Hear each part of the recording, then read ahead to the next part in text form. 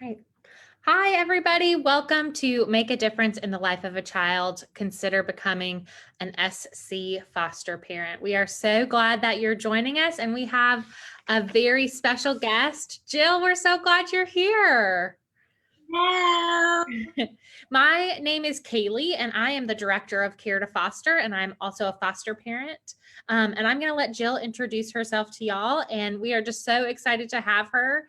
So this is our second of 6 webinars, and we are really excited to be inviting different foster parents to join us and just share a little bit of their story. So Jill, will you introduce us and just tell us a little bit about yourself and your fostering experience?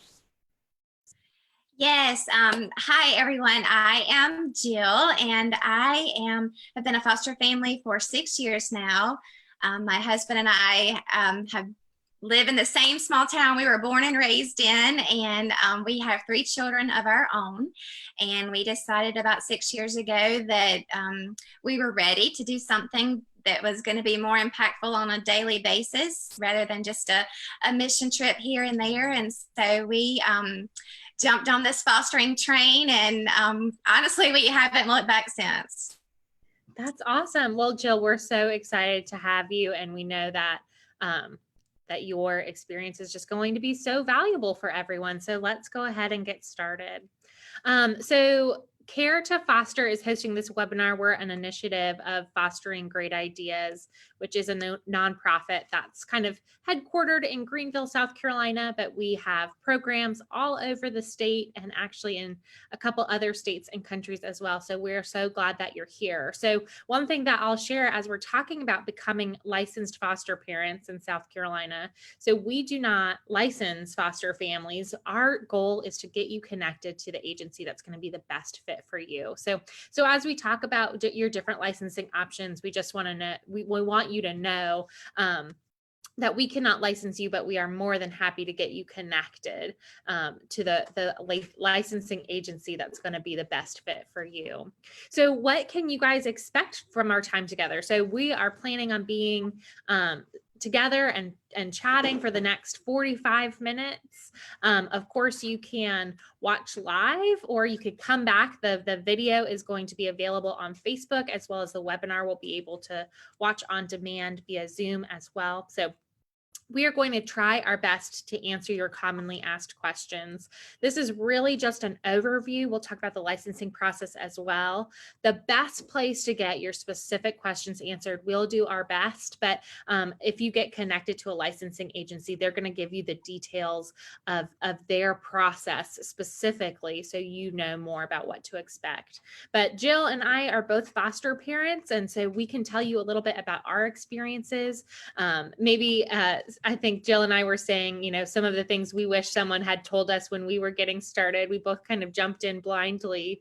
So what you can expect, but also we want to connect you with the resources that are going to help you be successful and really feel like you're making the choice that's right for you. So, we're talking about becoming a foster parent, and I think the big question is, am I needed? What is the need? What does the need in our state look like for kids that are entering foster care? And we know every day in South Carolina that there are over 4,000 kids in the foster care system, and there are only about 2,800 foster families, which means that there's a gap. There's a gap between the number of kids in care and the number of homes available. So we need over 1,600 more foster families to meet that need. And we know that child welfare is a big system, and this doesn't solve all the problems that the pain points that children experience in foster care, but how wonderful would it be if we were at least starting from a place where every kid had a home, and better yet, every kid had a home in their county of origin, so that they weren't being separated from the community that they are familiar with, and being closer to their family. So there definitely is a need, and there's a spot for everyone. We need diverse families, just as there are diverse children coming into care. So What is foster care? Jill, were you familiar with foster care before you got started? Like, did you really know what it was, or did you know other foster families? Did know another family. I had no idea that there were so many different options of fostering, like the different agencies and the different levels of care and all that. I just thought it was one big broad thing. Right. Well, I was so unfamiliar with foster care, and I think a lot of us are, but children come into foster care through no fault of their own. This is not, children who are separated from their families for behavior issues or anything like this. It's really when a family cannot currently safely care for the children in their home. And foster parents really provide temporary care for those children, while that family works a treatment plan, because the goal is reunification. Children desire to be with their families, and families should be together as long as it's safe. So, no, when we're talking about foster care, we're talking about children temporarily being separated from their families, placed in a foster home if there are no relatives available to care for them. And the goal of foster care is reunification, so that that child returns to their parents or some other biological family member. So we're going to talk about some avenues into caring for children, because certainly there are many children in this world that need loving, safe, stable homes. And we're going to talk about some of the pathways that you might consider, and maybe even some of the myths that you have heard about fostering, because you might be considering foster care for a number of reasons. Like Jill, you maybe know another foster family. Maybe your church has a very active foster and adoption ministry, and that has, stirred your heart to care for children in need. Maybe you experienced foster care yourself as a child, or somebody else in your family experienced foster care. Or maybe you heard about the need on a radio ad, or you're hearing about the need now. Maybe you want to grow your family through adoption. You're looking to permanently add a child to your family.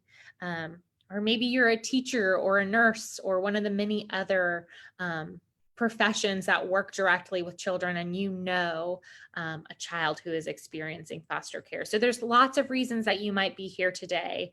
And we want to make sure that we kind of explain some of these different pathways to caring for children. But Jill, will you just tell us a little bit, what was your family's motivation for getting started, or what was your goal, your intentions with fostering? Well, our like I said, we were originally just thinking, what can we do that's more intentional each day of doing something intentional. And I had been involved with some organizations with human trafficking and domestic violence, and seeing all of these situations with domestic violence and human trafficking, I kept thinking, how do you fix it? How do you fix it? And so I kept thinking, what is the root of it? And we just, through conversations, began to kind of lead to catching these children early, at-risk children early, and helping families that have children that could be at risk, and helping them heal so that the children come out not so vulnerable, but to end up in these situations. And so it was kind of like, what's the root cause of that? And I don't know that that's the answer, but that was kind of discussions that led us to fostering. And that it's a day in and day out intentional mission, I guess. So that's kind of the path that led us there. Definitely. So what we're talking about today primarily is foster care. So fostering, like we've talked about, the goal is reunification, for children to be reunited with their families. Foster families are a temporary home, a temporary safe place for these children to experience some healing, and get some resources and services they need, while parents get the resources and services that they need. But really, it's a temporary standing in the gap for that family, and really championing the family unit, and playing a role in that family's healing. So one thing that you might hear is the term foster to adopt. And the reason that we have this in quotations is because in South Carolina, this is not an official pathway. So of course, while the goal of foster care is reunification, there are some cases where the children and the family cannot be reunited for whatever reason. And so sometimes those foster families that have been caring for that child have the opportunity to adopt. But there is no official pathway in South Carolina that's called foster to adopt. So you can foster with the intention of reunification, or you can adopt with the goal of adding a child permanently to your home. So in South Carolina, like I said, you can adopt a child from foster care. You would want to go directly to Heartfelt Calling to fill out that application. And once your family is approved for adoption, you will begin waiting to be matched with a child who is already legally free for adoption. So most of these children are older or come in large sibling groups. So that's just something to be aware of before you start the process. Um, Adoption is really a beautiful thing, but just understanding the difference between foster care and adoption. And you can view the children that are legally free for adoption on websites like the South Carolina DSS adoption websites, the Heart Gallery, or adoptuskids.org. Those are all wonderful places where you can learn more about adoption. But just know that if you are going into foster care with the goal of adoption, you might be waiting a really long time. And that can be really hard on your heart, having to say goodbye to a child when your goal really is to add a child permanently to your family.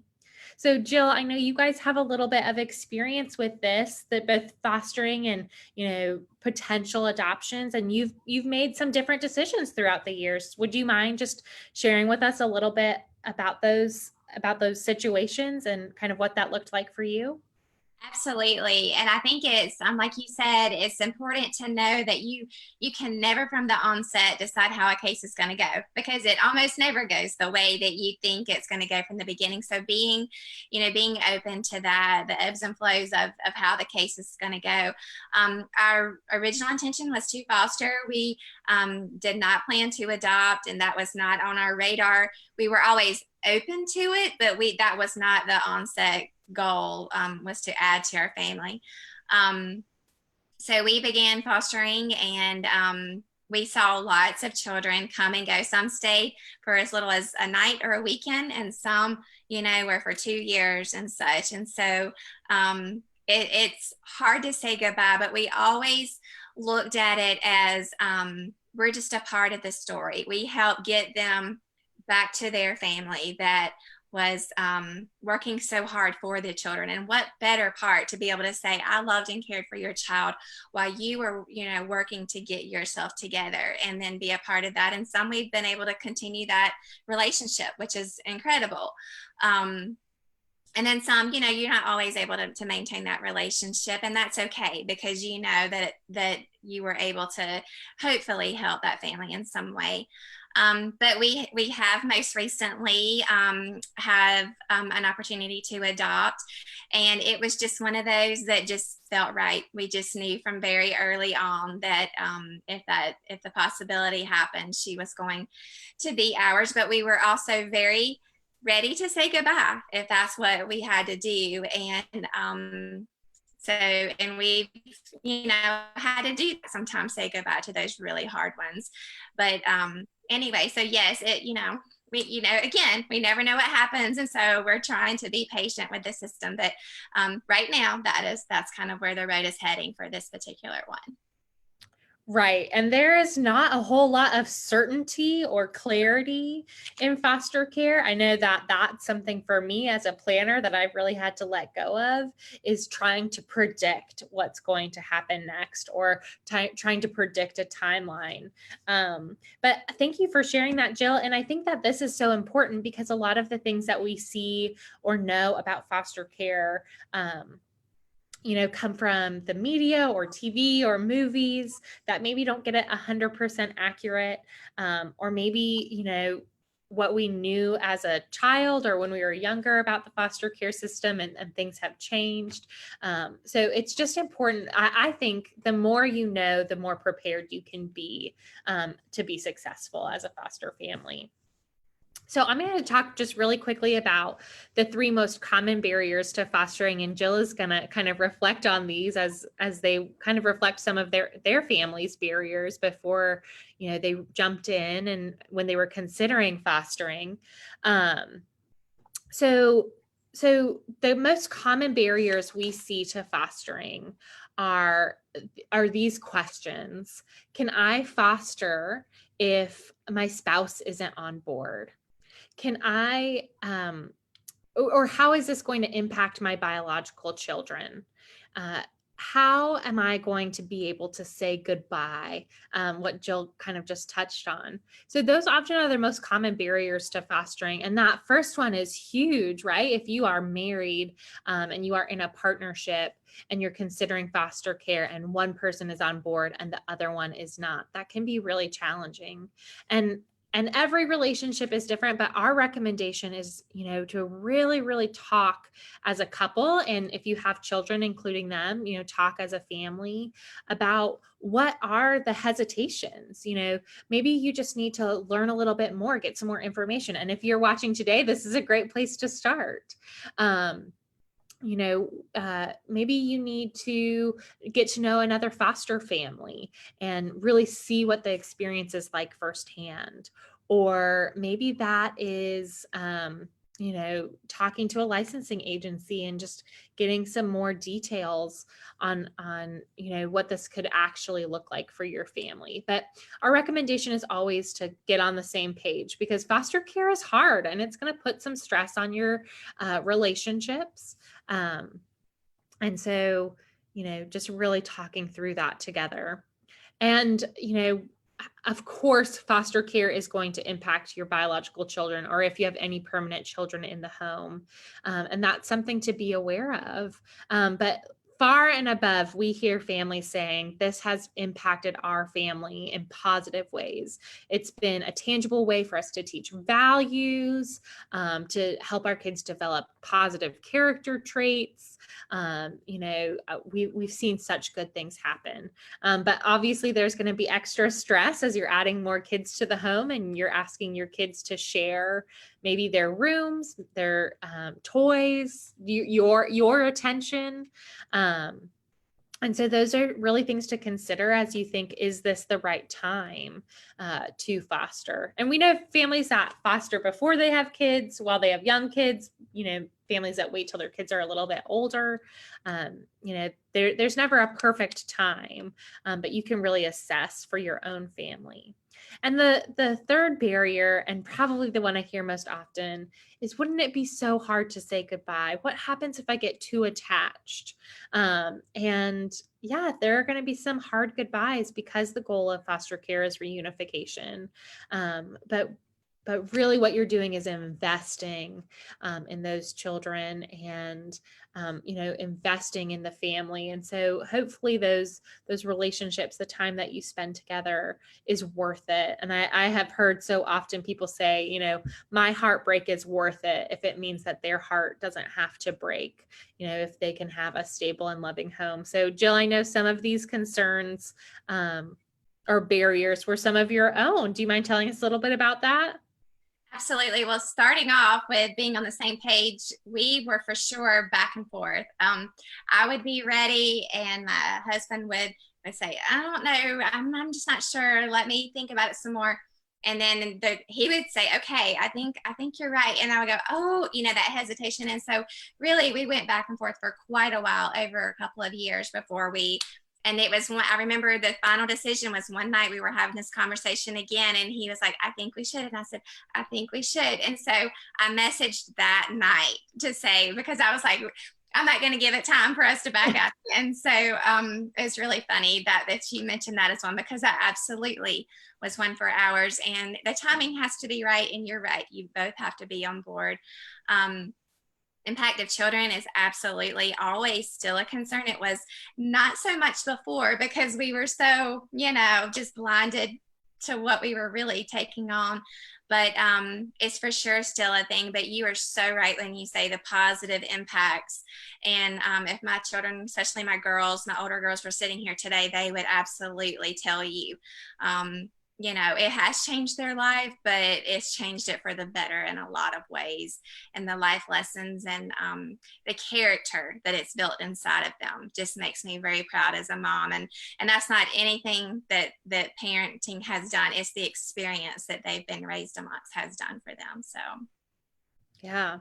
And you talked about too that saying goodbye was a big concern for you at first, and that you have had some hard goodbyes. So what would maybe be one piece of advice in preparing for a hard goodbye that you might give a new family? yes, that was really the one concern we mentioned to our licensing worker when she first came to start the paperwork and all with us. That was the one thing I threw up, and she said she kind of talked through it with me a little bit. So it was a big fear going into it, but after we had been through it a few times, it's not really, I realized it wasn't as big a deal as I thought it was. And I think sometimes those fears we build up in our heads of how could you ever, and what I kind of relate it to anyone friends that I'm talking to today.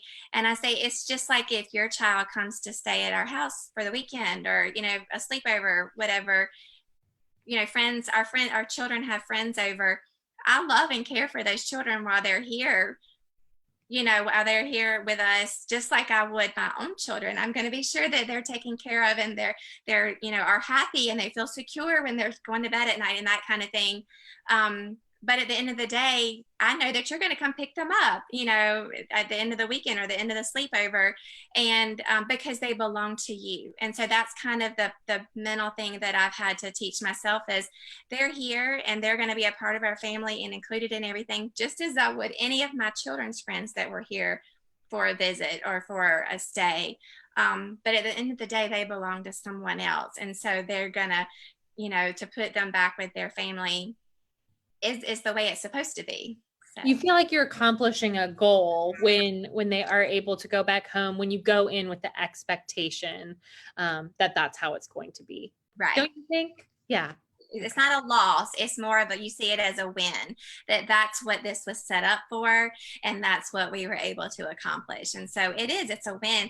I know there was a sibling group we had and the mom worked so hard and it was a surprise. The caseworker and I had worked out to be able to take the kids home and she allowed me to be a part of that.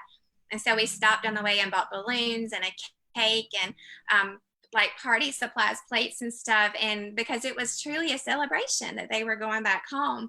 And it was just a really cool experience to be able to be a part of that. It is, like you said, accomplishing what the purpose was. It's a win.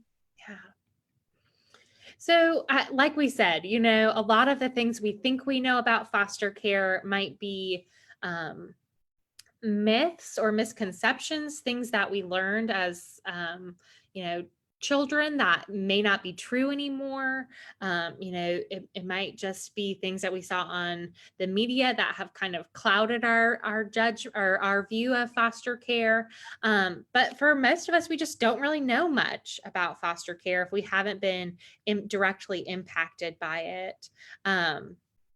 And so we want to answer some of those common questions. Again, this is just a general overview. So as you get started, if you have some of these questions, you really want to clarify them with your licensing agency. We're going to talk about licensing agencies next, but we're just going to kind of really go quickly through some of these general questions. So can I afford to foster? This might be a legitimate question for your family if you don't have a large disposable income. And the answer is likely yes. It's not always yes. You do want to make sure that you have more money coming in each month than you have going out, right? That you can cover those basic expenses, that adding a child to your home is not going to, hinder your ability to care for the things you need to care for. But there are financial assistances available to foster parents as well to kind of relieve some of the cost of caring for additional children. That comes in the form of a board payment, to cover some of the cost of essentials for caring for an additional child. Food and clothing and shelter.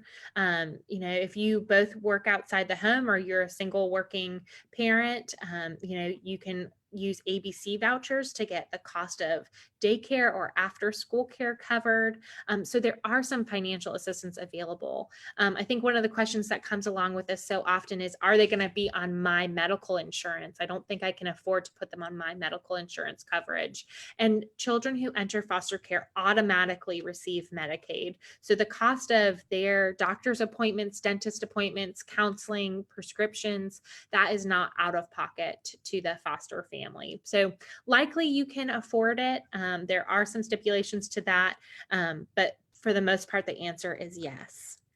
So can I work full-time and foster? The answer is yes. Whether you are a dual career couple or a single working parent, there are ways to make that work. But you, of course, want to, as with any family, you want to analyze your support systems and the way that you're going to be able to add some additional stress, some additional appointments, some additional time that needs to be spent with that child into your schedule. So working parents can thrive, but you do really want to make sure that you're going to be able to add that into your life and continue being successful and let that child thrive.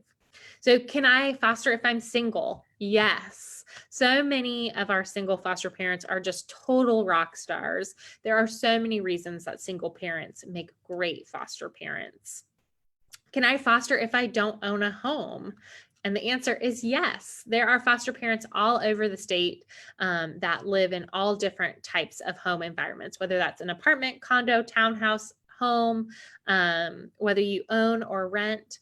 Of course, if you are renting, you just have some additional things to think about in the home licensing process. If there are updates to be made, talking to your apartment complex or your landlord about their support of you making those changes to be ready for fostering.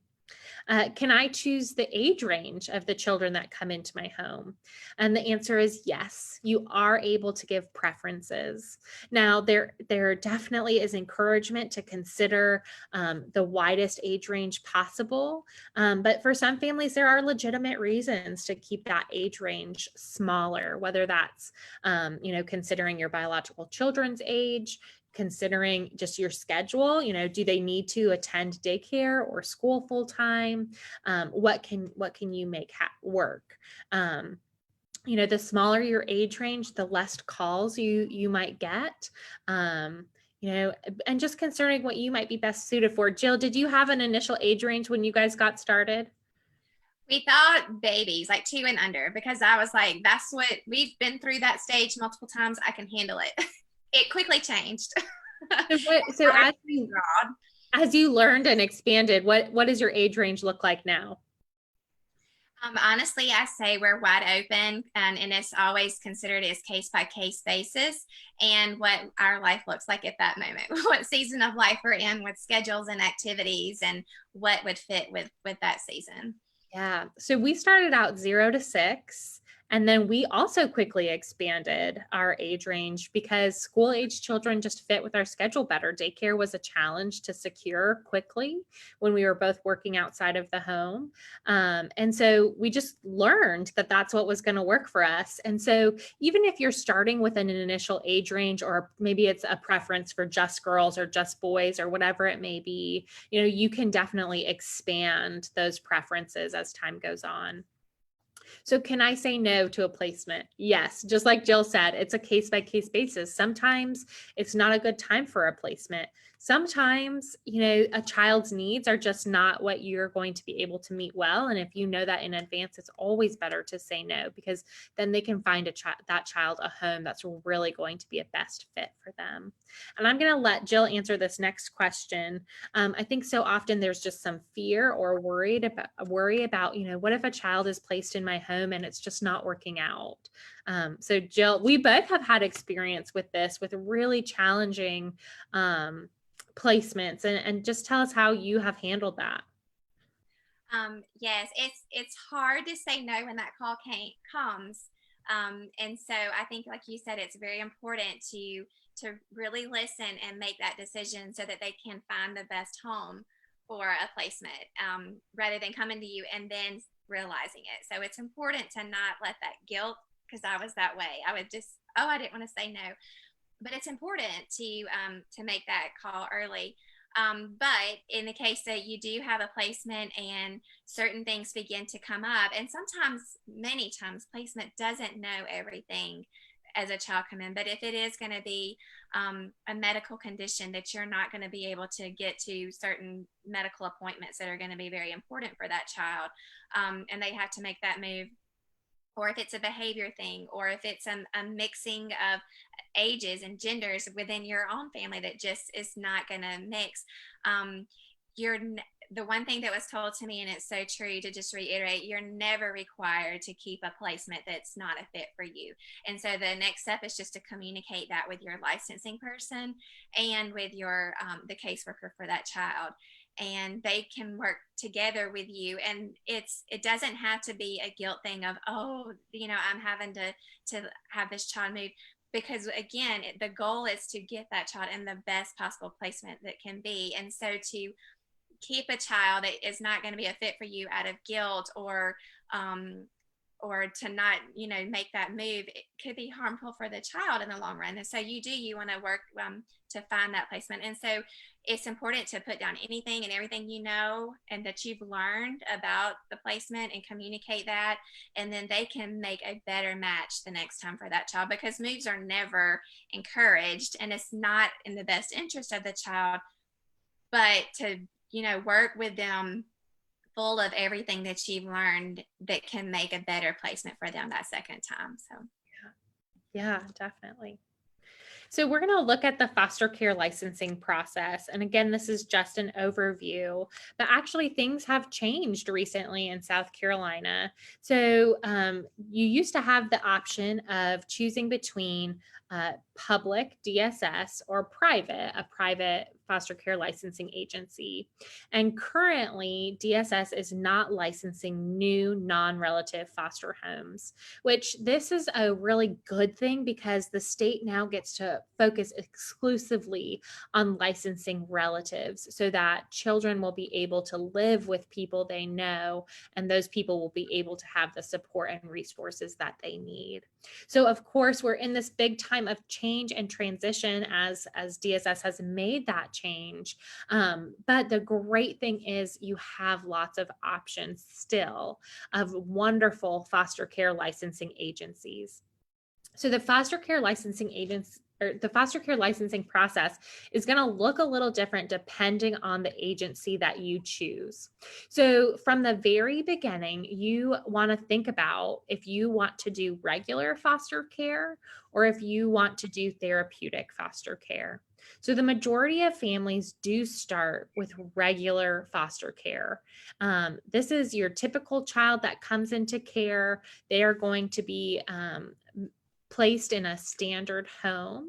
Now that doesn't mean that they do not have behaviors that need to be addressed, or services that need to be provided, like counseling and doctor's appointments and things like that. It just means there might not be any diagnosed or known conditions.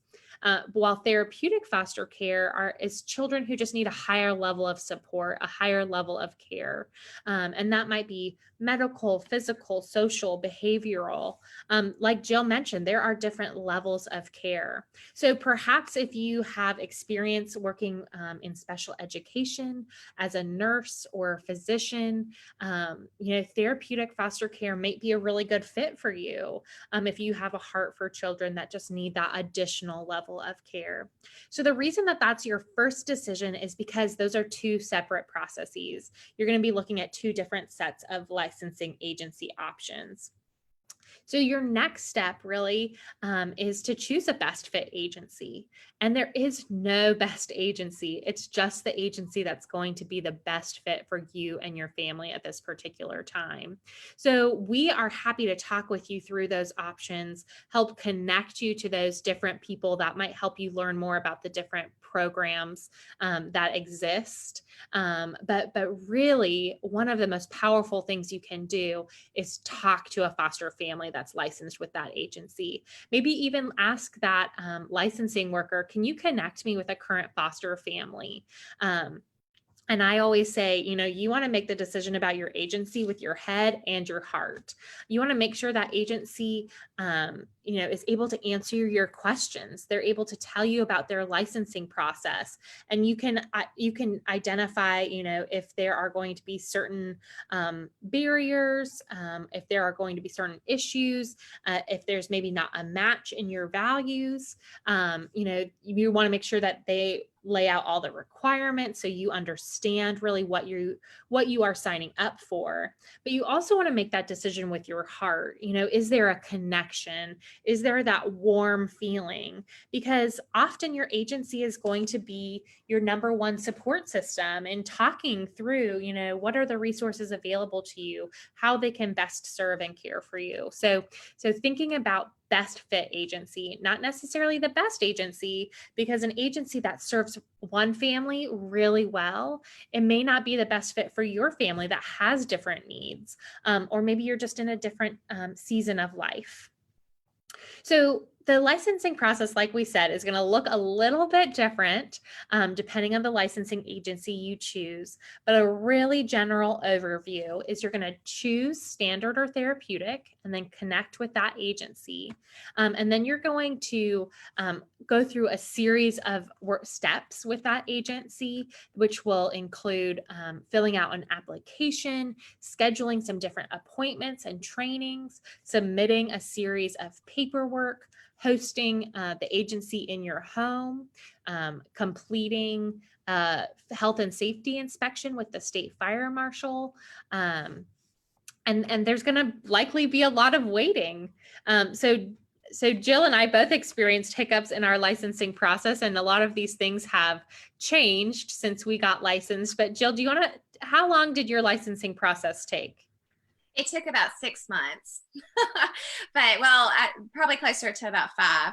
But anything that I think could have been a holdup for us was, but I think it all had purpose in the waiting. There's purpose in the waiting. But the good thing is, I've been told with the licensing process now, a lot of those things have remedied themselves. Yes. I guess the good thing. Jill and I both had lead paint. Yes. And that is no longer a requirement.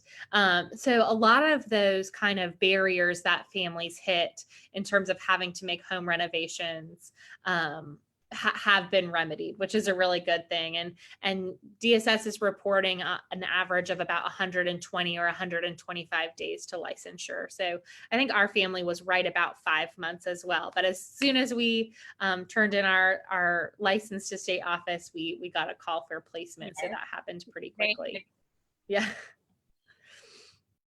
So the challenge doesn't stop once you start the licensing process. Really, this is where the hard work begins, because as you, are going through the foster care licensing process, as you are getting that first placement, there is a lot of support that you're going to need. And there are wonderful resources in South Carolina that you can get connected to other foster families. That's really key, that you can get connected to training and resources. So the number one place that I always recommend is the South Carolina Foster Parent Association, and getting connected to your local county organization if you have one. And you can find that contact information at scfpa.com. And the reason that's so important is because those local foster parents are going to have tips and tricks. They're going to be able to connect you to foster friendly pediatricians, and great daycares, and whatever it may be. So those local support groups are crucial. And then looking at virtual support as well. Joining our Share Fostering group. Jill and I both have our shirts on today. But if you just search Share Fostering SC on Facebook, you can request to join that Share Fostering group with about 1,000 other current and prospective foster parents. It's a great place to ask questions, find resources, get connected. But Jill, you had a really great point about talking to your own extended family and your friends about what you're doing as a foster family, and asking them to be a part of your support system. Absolutely. I think it's important as you begin the process to go ahead and talk with your immediate family, the family that you're interacting with, on family gatherings. Thanksgiving is going to look different for them as well. Christmas is going to be different for them as well. And so they're going to be your people when new placements come in or placements leave, or you're in a really busy season of life and you're trying to juggle a lot. They're your people. Many times are your family. And so having them on board and understanding your heart and your purpose for doing foster care, so that they are on board with what your heart is and what your purpose is, and support you for that. Because like I said, Thanksgiving, Christmas, birthdays, it all looks different for them as well. And so you want them to be a part of that with you. And then your friends, the people that are your people, your tribe of people, your support for whatever life brings you, there also can be your support for fostering. There's going to be a hard day. It's going to be a sad goodbye. It's going to be a welcome of a new one. Probably on the busiest day of your life is when they're going to show up at your door. And so having those people that are going to say, I've got supper, don't worry about it. Or what can I go grab for you from the clothing closet, or what size diapers? I'm going to go get them. And so those are the people that you want to be, that will surround you. And so early on, tell them what you're doing and what life's going to look like, and let them begin thinking what role they can play in that with you. But also, I was telling Kaylee, those are people that I also try to say, remember what I'm telling you now, because I'm so excited and my heart is so just ready. And when you have those hard moments, those are the people that are going to say, remember that conversation, remember that purpose we talked about, don't forget it. It's still there. We can get through this. What can I do? So support is big. Yeah. And I think for me, other foster parents have been key, building those relationships with other foster families, but then those relationships with non-foster families, because, they might have just a little bit more free time, or, foster families really understand what you're going through. But then you need those other people who can kind of help give you perspective as well. Absolutely. So not everyone can foster, and that is understandable, but everybody can do something. So this might just not be the right time for you. This might not be, the best season, or, maybe you just have some things that you need to get in order, but everyone can do something. And so we want to encourage you to find that something. There is no guilt, no pressure to, commit to full-time fostering. Certainly stepping into foster care because you feel guilty is going to present some challenges. But like Jill said, you can be the support system for a foster family, whether that's providing a meal when they have a new placement, or, spending time with their bio kids and building that relationship, and mentoring them, or maybe, coming alongside them and saying, please let me mentor your new placement. Let me take them out to ice cream once a week or whatever it may be, or let me just sit with you at this appointment or sit with you in court, or let me send you a text message of encouragement on those hard days. There are so many things you can do as an informal support system.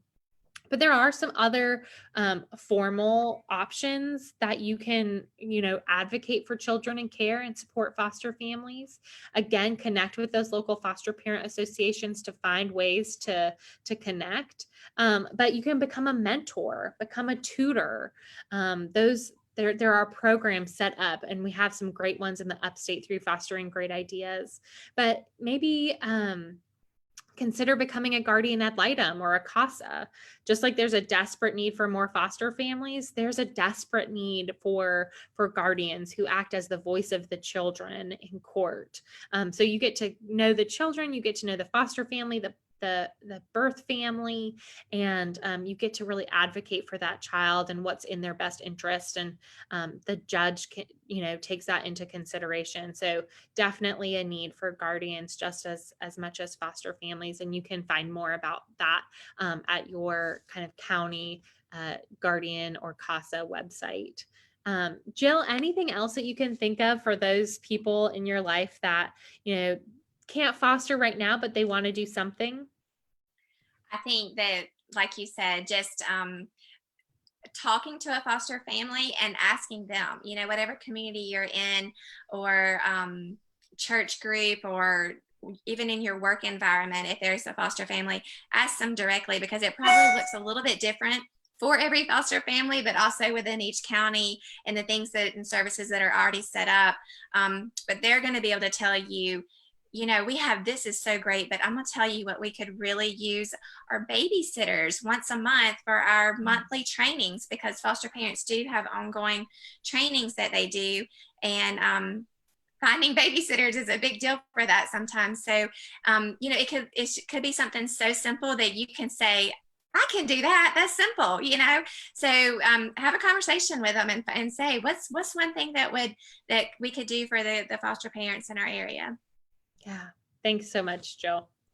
So that's kind of all we have for today, but we fully anticipate that you have more questions and we want to answer them. So Jill and I both will, continue answering questions and connecting with all of you. You can find more information at caretofoster.org. But we are just so grateful that you are here today with us. And if there are other things that we can do to support you on your journey, we want to do that. But thank you so much, and we will talk to you soon. Bye. Bye.